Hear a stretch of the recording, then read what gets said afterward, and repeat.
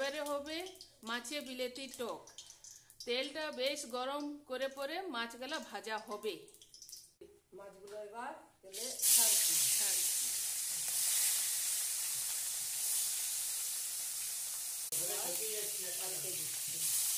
এক সাইডটা ভাজানো হয়ে গেছে, অন্য সাইডটা ভাজা হচ্ছে।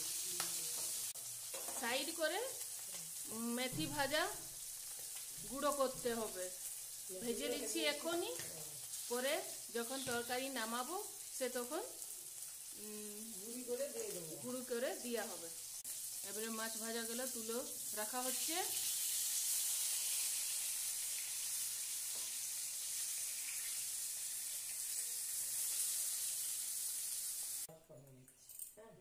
তেলে পাঁচফোড়ন দেওয়া হচ্ছে।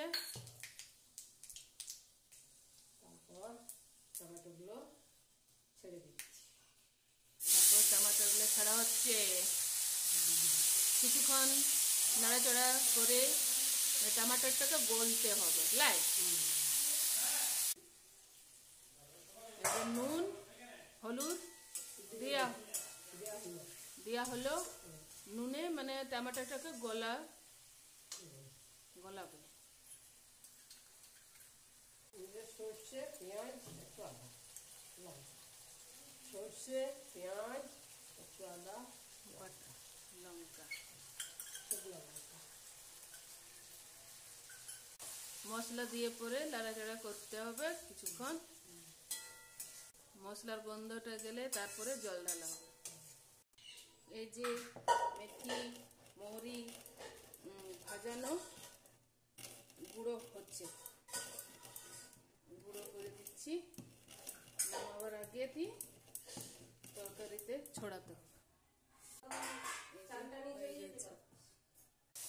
জল দিয়ে দেবো। কষা রেডি।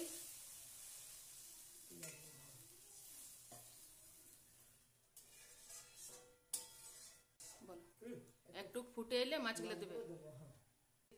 এগুলো মাছগুলো দিয়ে দেবো টকের মধ্যে, ঠিক আছে?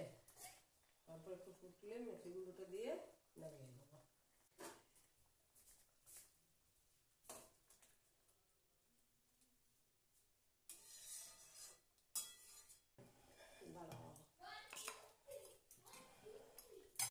দিয়ে দেবো টকের মধ্যে, ঠিক আছে?